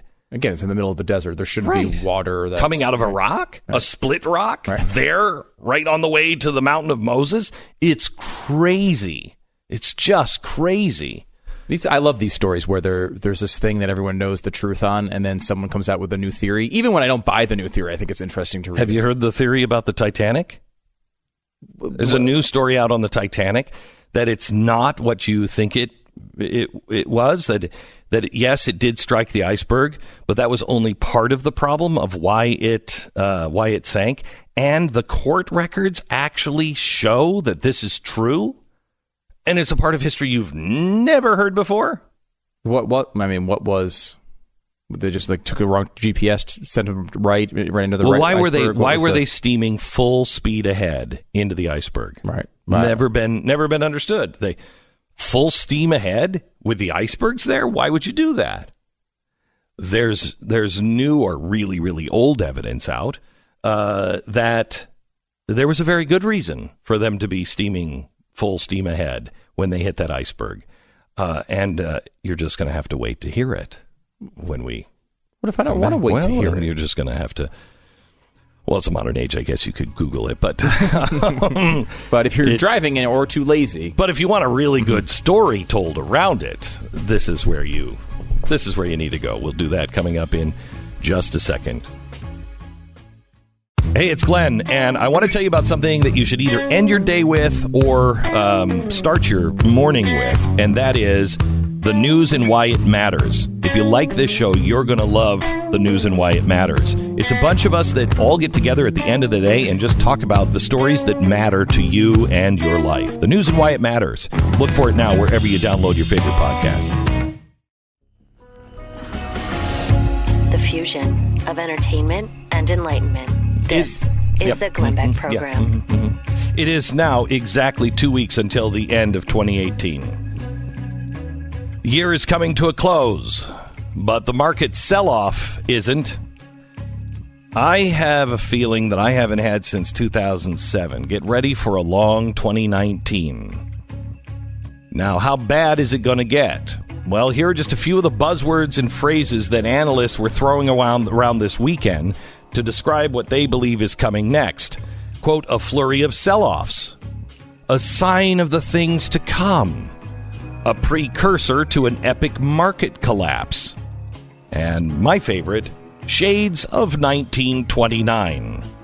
Sure, it sounds like fun, but shouldn't we know more about it? We begin there in 60 seconds. This is the Glenn Beck program. Never more than 30 to 60 seconds away from content on the Glenn Beck program. We're glad you're here. Let me just tell you quickly about FilterBuy. FilterBuy is the site. I proudly announce that I'm a slug. I'm an absolute slug. I mean, you didn't need to announce it. People kind of can just observe, kind of marinate in that and soak it in, and realize that it's true. But yeah, you are admitting it. Yeah. So I don't I'm not good at anything. I'm not handy at anything. Same story. My wife said, do you think it's a good idea to drive across country? And I said, why? And she said, do you even know where the spare tire is? And I said, nope, but you do. Get that lazy butt out of the car. Anyway, so if you have to change your filter, it helps to know where the filter machine is. The filter machine. You are almost a heating and cooling technician at this point. I'm a doctor. Man. No, it's true. I'm to the point where I don't even change them anymore. I just every once in a while we'll have a project that like a handyman we need for something like that, which is pretty much every project in our house at this point. And including now, I just wait to change them until we have something else going on with a handyman. I can just toss it in. Like, oh yeah, and we have the FilterBuy. Just throw those in there too while you're here. You are so lazy. Totally. All right, here's the thing. You can choose from over 600 filters. They have something that'll fit you or your business, your home or your business. They'll even, custom make them for them. They turn them around in 24 hours. They're all made here in the United States. And you get 5% off if you have the auto subscribe. So auto replacement, the filter comes to your door when you're supposed to replace it. I can't believe I thought I was a slug. No, the actual slug is Stu. I'll pick it up from the front door and I'll go and just replace it and throw the old one out. Yeah. What an amazing man you are. That's me. I'm a real man. Where's the history book about you? FilterBuy, filterbuy.com, filterbuy.com.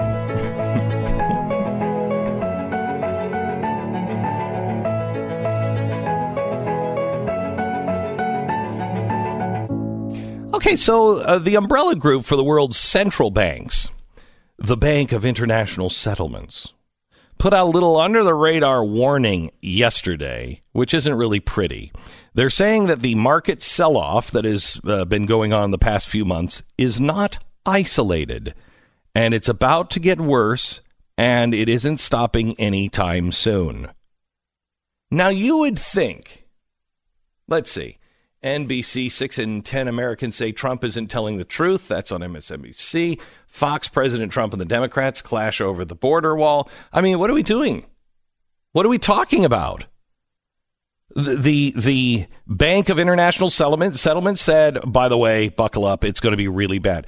Ron Paul went on CNBC last week. He said the developments we're seeing right now could be leading to something that is, quote, worse than 1929. I believe this, and I have felt it for a while. I felt like I felt in 2007, and I'm going to explain all of it when we get to the other side of the holidays. But there are 8 things that I think we need to concentrate on, and strangely, none of them are Donald Trump's tweets. No? No. What would the media do? No. Or, even impeachment. Small potatoes in comparison to what is coming. People should be talking about this. It is eerily familiar to 2008 when the big banks were fudging their financial statements to give the appearance that everything was okay. But quantitative easing since 2008 and the financial crisis, meaning quantitative easing is just printing money and injecting money into the system, it's coming for a reckoning now. And the Fed is planning on making 3 rate hikes in 2019. The U.S.-China trade, that war is still going forward. The economy is slowing towards recession. China is in real trouble. They released their financial statement, and it shows, I don't remember what it is, 4.8 growth or something like that. That was in the 5s. 5.8, maybe 5.9. It's 5.8. Yeah. So their growth, anything under 8 or 10 is a disaster for them. And if you actually look at those numbers, it's horrible for China. Horrible. If those are the official China numbers, what are the actual China numbers? If that's what they're releasing, and it shows they are in deep, deep, deep trouble. The whole world is. The White House also is estimating now that this year's budget deficit will be $1.1 trillion. That's 4% of our GDP. Now, can we go back and look at the last time that we spent over 4% of GDP? When was the deficit over 4%? There are only 4 times. 1933, that was the actual crash.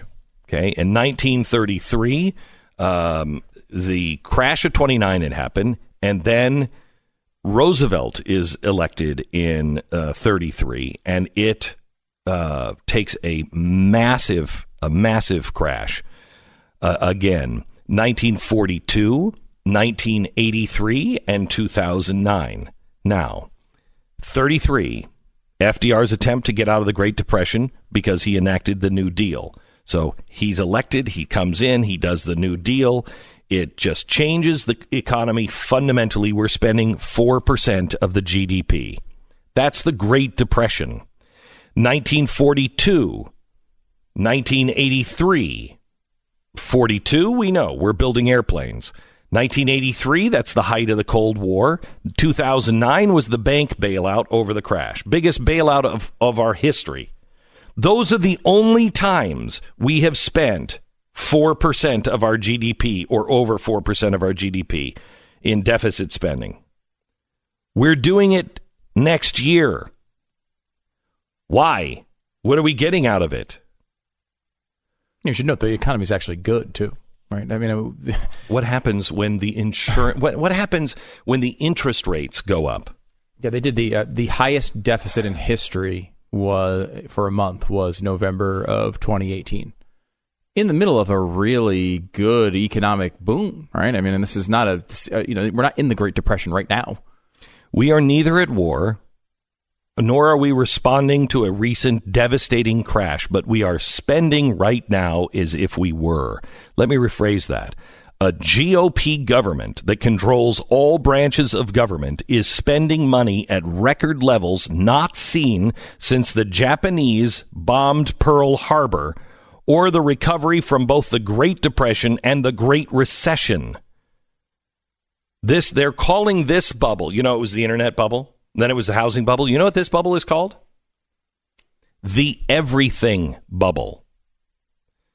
I dubbed this when we were at CNN. This bubble was the bubble to end all bubbles. We called it the money bubble. Anything having to do with money is going to crash. It now has an official name. It's the everything bubble. And when it crashes, expect possibly worse than 1929. The question that you have to be prepared for is this the year? Is this the year it crashes, or is it next year? But it will crash at some point. It is why China is building a prison for their people, because they know a crash is coming, and they are afraid of their people. And so they have to have total control by what year? 2020. What a surprise. This crash, I'm telling you now, will come by 2020. But we're going to help you through it. We're going to show you what to do. We're going to show you how to lessen its effects on you and your family coming in January. I got to get to the story, too, of the Titanic. Because there's new information about, well, actually really old information about the Titanic. Is it scary that the economy monologue led you to a Titanic? Thinking of sinking ships in the middle of the ocean, let me tell you about the Titanic. All right, let me tell you about Simply Safe. Simply Safe, really pretty minor issue here. It's just about the safety of your family, safety of your stuff, but that's it. Yeah, that's it. You work hard to get the stuff that you have in the house. You might want to make sure that people aren't stealing it. And maybe, I don't know, your family members, also maybe being safe or whatever that is. I mean, it's the holidays. I guess you want to keep them safe for now. And that you're not spending a buttload of money. Here's the thing. You're going to be and you have to just read Addicted to Outrage. You cannot be outraged by this because it was the way the world was. But you are spending way too much money on your home security now. I don't know what you're paying. $30 a month? 50, 60? They're a lot higher than that in a lot of places, too. Yeah. So, I mean, anything over $14.99, and it's too much.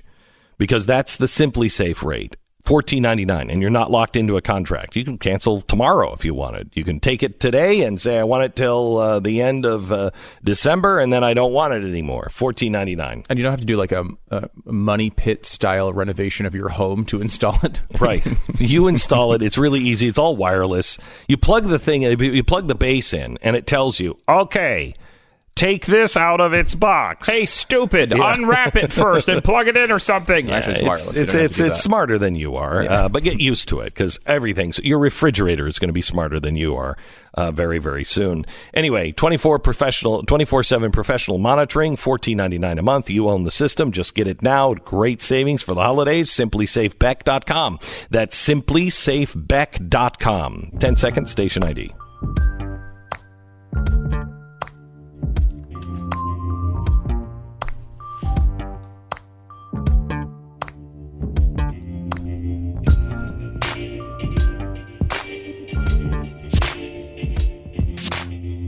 This has been a weird show today and kind of a weird weekend. This is the Glenn Beck program.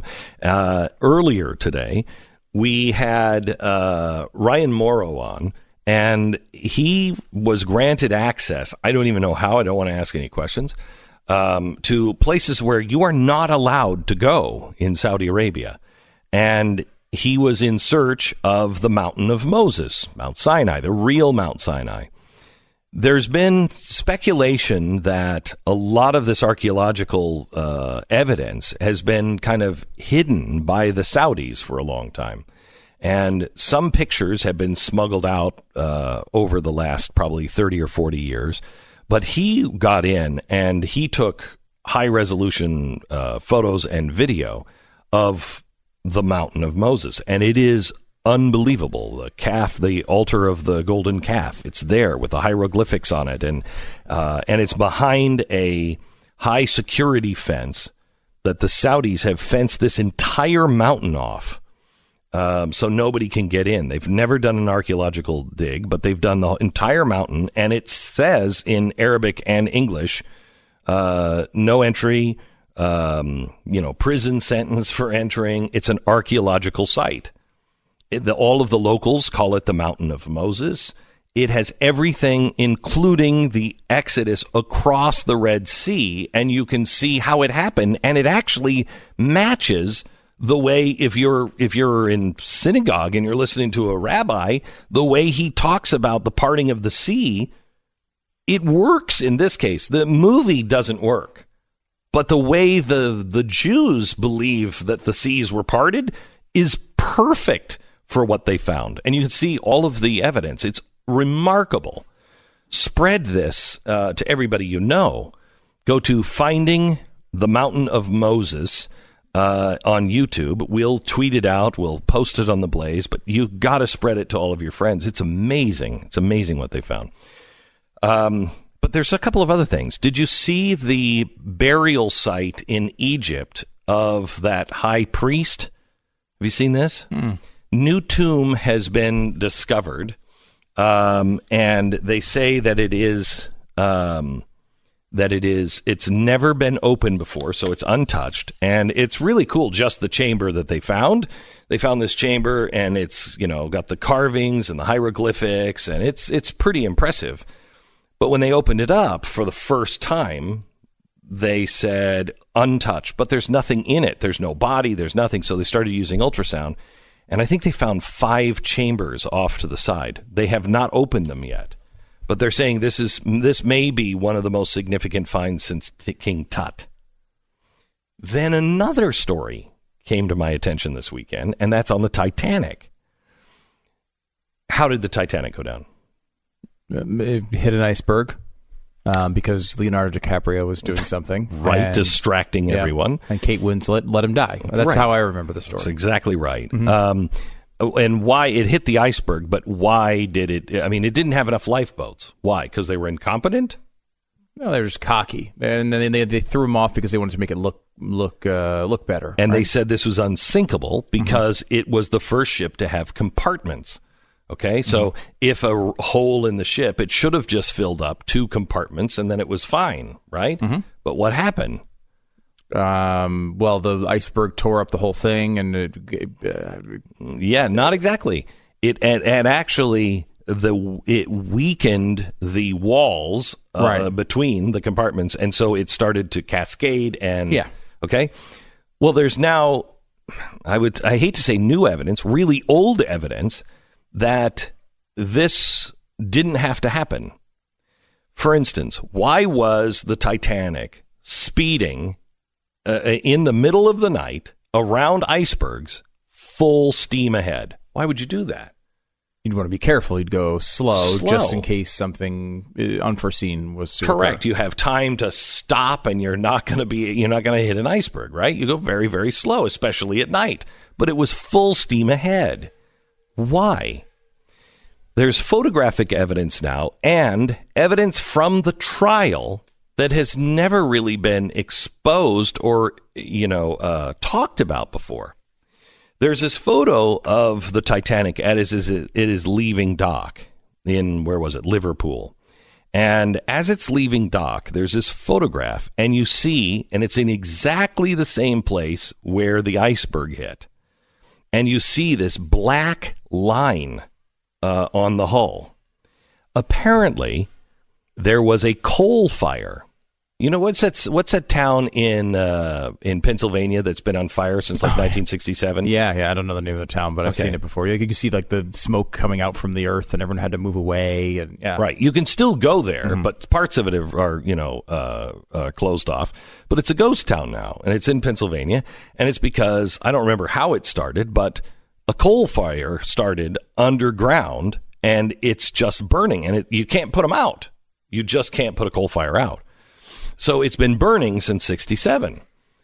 Well, there was a coal fire in the one compartment where they kept all the coal for the engine. And it apparently had been burning before they left. But the White Star Line had a problem financially because the Titanic was so expensive. They had just put another ship out, and that ship had a problem. And so they weren't making any money. And if the Titanic didn't set sail, it would go bankrupt. So they looked at the coal fire and they said, don't worry about it. Put it out on the way, or, when you get to America, you can try to put it out. But we're going to be shoveling that coal anyway, so just shovel the coal in. Well, it started getting worse and worse on the trip over, and so they wanted to burn all of the coal. They wanted to get rid of that to try to put that fire and make it more manageable because it was raging. So they were shoveling coal that was already on fire into the engines. They had to burn it full steam ahead. Okay, so that's why it was going full steam. And this is all in court records. When it hit the iceberg, it hit in the same place where the metal had been weakened from this fire. And it was a little more brittle. And so it popped some of the rivets in between the compartments. And so the compartments had been weakened by this coal fire. So it was a combination of the iceberg and the coal fire. And you could make a case that the coal fire played a bigger role than the iceberg did. How did we not know that? It's in the trial records. Really? So it's not even like a theory per se? No. It's pretty much known to be true. We just didn't understand the scope of it. Correct. That's bizarre. Isn't that bizarre? Yeah. I'm surprised. I guess there was a journalist, and as I'm kind of looking at it as you're telling the story, there's a journalist that put together like a documentary on it and tried to, make it more of a widely spread understanding of the Titanic. It may be an interesting guy to talk to because, when did he make this? I want to say it was last year. Oh, yeah. It would be interesting to talk to him because I'd never heard that before. No. Yeah, no, I had never heard it either. But yeah, Titanic, the New Evidence, it is called. It was done for the Smithsonian Channel. Looks like last year. And that was apparently a big part of it. Oh, we should get him on. Yeah, I'm fascinated by this stuff. Maybe also if we could look for somebody who knows anything about this tomb of this priest in Egypt that they found or released the information on this over the weekend.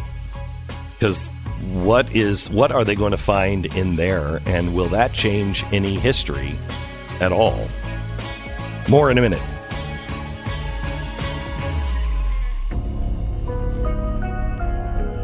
You're listening to Glenn Beck. Is there anything worse than your alarm clock? It's the devil. It's the devil, especially when you stay up late watching the Philadelphia Eagles defeat the Los Angeles Rams in a huge upset. You're just like, oh. Or the marvelous Miss Maisel. Maisel, one of the two. So we have differing interests. Yeah. Anyway, I hate my alarm clock. I hate it. And that's because I love my bed, and I love to sleep in my bed. Switch to a Casper mattress. It's a high quality mattress at an affordable price. If you have a mattress that needs to be replaced. Get this. You spend a third of your life there. You might as well. It's really comfortable. You'll love it. And if you don't, you can just call them and they'll come and pick it up after a 100-night trial in your own home. This is the way to try to find the right mattress for you. Maybe Casper. Try it now. Casper.com. Promo code Beck. Join Blaze TV. Get 30 shows. Use Beck Christmas for $20 off for the year. You can get it for less than $5 a month. BlazeTV.com.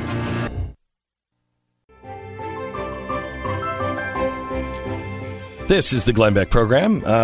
We got a video question in from a UPS driver and his cohort in their UPS truck as they were delivering packages. These guys don't sleep at this time of year. So can we roll that, please? My driver right here is a very big Glenn Beck fan. He has a question. I would say moderately big Glenn Beck fan. The last couple of shows, he's talked a lot about adoption. If you have trouble getting pregnant, me and my wife don't have that issue, but we would still like to adopt. Problem is, it's super expensive, so there's the couple that went and just posted on Facebook and ended up with 7 kids. What about the people who don't get that lucky and want to adopt but can't necessarily afford to because it's $30,000 or $40,000? Okay. First of all, if you send these in, thank you. But please post your name and everything. When you're looking to adopt, it is always good to put your name out there so everybody knows how to contact you in case they think, oh, that is the perfect person for my child. Second of all, your wife and you sound like you were having kids and you don't have a problem. What are you, greedy? Is that what it is? You're just greedy? You want more kids? This is just wrong. Don't you think, Stu? Yes, totally. I think that's great. Big families. My biggest regret in my life is that I don't have more children. And I never thought I would say that. But they are the best. When it comes to the price of adoption, that is the problem. And it's an enormous problem. And it's why it's really insane to me that we're now paying for abortions so people can go in and get a free abortion, but nobody can go in and adopt a baby for free. I think we have something upside down. It's so expensive to adopt. And it's frightening to adopt here in America because you never know. People, all of a sudden, I want my baby back. Wait a minute, it's not your baby anymore; it's mine. Is that a Chili slogan? Oh, my baby back. Wasn't that something like that? Yeah. But I would suggest that you go to an organization like adoption.com and ask them that question. I don't know. I know that we did our adoption through a church organization, and many churches have these kinds of adoption organizations. I don't believe we were charged, other than our own personal attorney, which was not $40,000. We have to find ways to make it inexpensive for people who want to have children to be able to legally get the children and keep the children.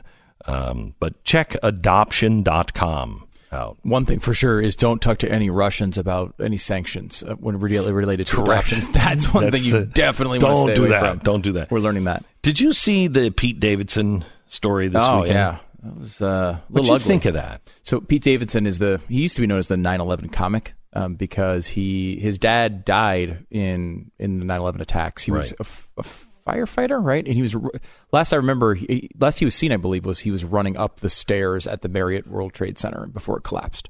So he died in those attacks. And he became famous, if I remember correctly, for doing a pretty offensive stand-up routine about 9/11.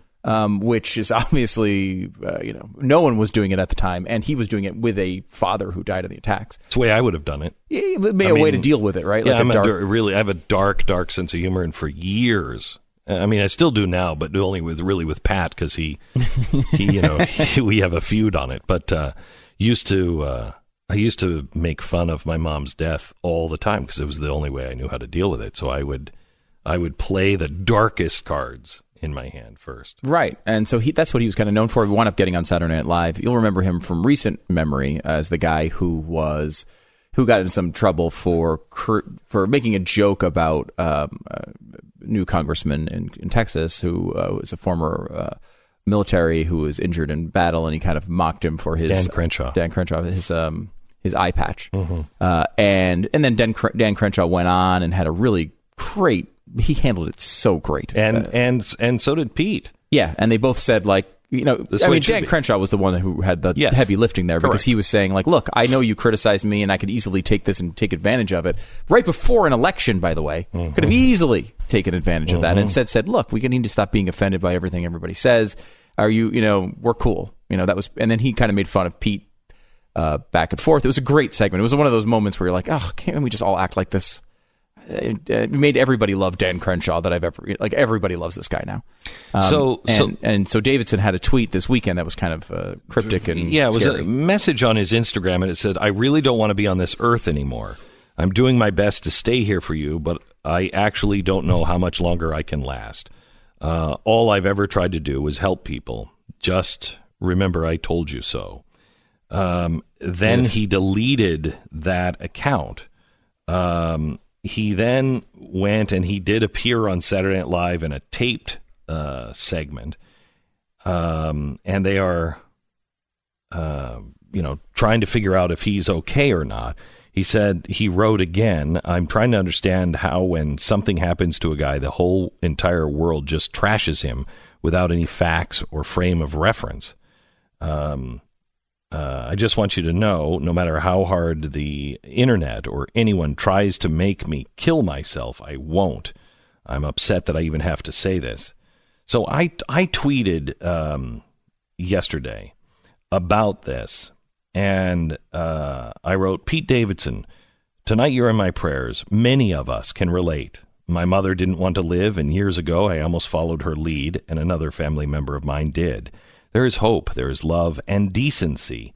There is light more than darkness, and you will find it. You showed the world who you really were a couple of weeks ago. Only a good man would have apologized and handled it with such class. The world needs more Pete Davidsons. You are here at this time with a tender heart for a reason, not to suffer, but to soften others' hearts. I think that there are a lot of people, especially our children, that have really soft hearts. And they are being born in a world that is very harsh. And they're soft-hearted for a reason. They're soft-hearted because that is, in the end, what will save us. And they are getting that soft heart crushed. And I know a couple of kids that have an incredibly soft heart, and at the same time have an internal battle going on. They are harsh and incredibly soft-hearted at the same time. And one of them is going to win. And it's only when we can feel empathy toward one another. And I was reading the tweets, and people went either two ways. They either said, I don't know him, or I don't like what he did a few weeks ago, or whatever, but Pete, we love you. Or people who said, good riddance, not going to miss you. It's the holiday spirit in action. Right. Mm-hmm. And we just have to make sure that the world doesn't change us. That we still, even online, see people and not just names, clicks, retweets, likes, etc. You've been saying that forever. The world, we've got to make sure the world doesn't change us. We talked about this at the very beginning of the show today, of a guy in China who, was Christian and was believed that he might be disappeared, never to be seen again by the government, and talked about his reasoning for doing it, and it has nothing to do with changing a government policy. You read the thing, and he realized he has no expectation of actually winning. He never thinks he's got. He knows. He knows. About. It is. I posted it on Facebook last night, and I urge you to read it. It's from a pastor, and his name is Wang Yi. And last Sunday, a week ago yesterday, he was, a new term we don't use, but is used over in China, he was disappeared, which means he was just taken. Nobody knows anything. He's just disappeared. We don't know. He was obviously taken by the Chinese police for his faith, and he and many members of his faith were taken. And he wrote this letter and said, if I'm taken and you don't see or hear from me within 48 hours, please get this out to the world. So I published this last night on Facebook, and in the first hour we discussed it. And if you missed it, go listen back to the entire podcast of the radio show on demand. I want you to listen to this, because this is something that you just don't hear anymore. If I'm imprisoned for a long or short period of time, if I can help reduce the authorities' fear of my faith and of my Savior, I am very joyfully willing to help them this way. But I know that only when I renounce all of the wickedness of this persecution against the church and use peaceful means to disobey, will I truly be able to help the souls of the authorities and law enforcement. I hope God uses me by means of first losing my freedom to tell those who have deprived me of my personal freedom that there is an authority higher than their authority, that there is a freedom that they cannot restrain, and a freedom that fills the church of the crucified and risen Jesus Christ. This guy is Gandhi, Martin Luther King. He is one of the greats, and he's living today. Well, he may be. He was living last Sunday.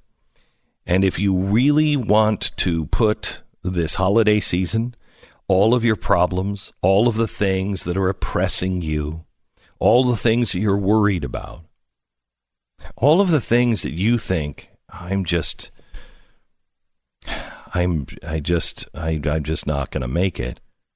I want you to read this. It will make everything you're worried about very, very small. And what's amazing are people like this are praying for us. They're praying for us to remember who we are so we can help them from the outside. I'm ashamed. I'm ashamed of the things I worry about after reading this letter.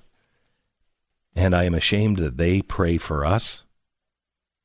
And I really haven't prayed for them. That's got to change. Share it with your friends. You can find that on Facebook at Glenn Beck. All right, X-Chair. X-Chair, the support and comfort of X-Chairs will make a huge difference in the comfort of your day. X-Chair launching a brand new model, which for a limited time is only available to you in this audience. It's called the X-Chair Basic, I think. You can find it now at xchairbeck.com. The Super X-Chairs, it's like, honestly, you've got to be Professor X to, figure it all out. And it's quite the chair. It does everything but cook you dinner. Now, the X Basic is all of the lumbar support you need, all the adjustments you need. It's not going to light your cigarette afterwards. Sorry. But this chair is the Basic, and it's fantastic. You'll get the height adjustment, the back adjustment, the lumbar support, the headrest. You'll also get a free footrest if you go to xchairbeck.com, xchairbeck.com. Use the promo code Beck, and you're going to get $100 off and a free footrest. 844-4XChair, 844-4XChair, or xchairbeck.com.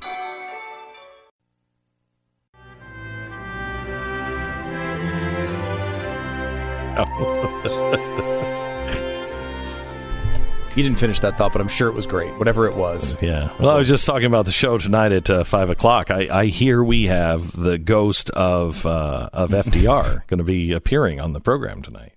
I think live via satellite. I'm not sure. Really? Is that what you think? That's what I've heard. You've heard that. I've heard that. But you're just not sure. Nope. Not sure. I hope you're not disappointed. I would be torn apart if you were disappointed. I won't be. I could. If I can't get FDR, I was thinking about seeing if we could get Eleanor. Yeah, I think FDR is the right choice because I know what this is going to entail, and I'm going to have to be part of it. On second thought, because you didn't leap at FDR, I'm thinking maybe we should just go with Eleanor. Yeah, no, I'm definitely not leaping at that. I can tell you, I've spent enough. Which makes me want to leap there. About 30% of my career has been spent dressed as a woman. Yes. So I'd rather not extend that percentage any higher.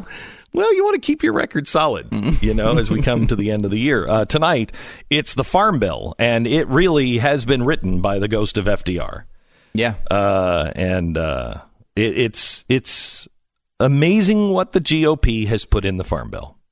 And everybody's just kind of gone along with it. And it's both sides on this. No matter who the president is, every few years this comes out, and it is just an unbelievable thing that most people just say, oh, yeah, they pass that every year. I know it's terrible, but whatever. They pass it every year and every few years, and no one's going to fight it because but I really no one's going think to oppose the farmers. It's like right, and it's like the Commerce Clause went away because of farmers. They used farmers to regulate everything we do in our lives. It's amazing how the government has used farmers in the guise of helping your local farmer, but only helping the big farms, the factory farms, and how it's just destroying our freedom. So we'll get into the Farm Bill tonight. More on China on tomorrow. Hopefully Eric Bolling will be joining us for an interesting conversation this week. And you're listening to Glenn Beck.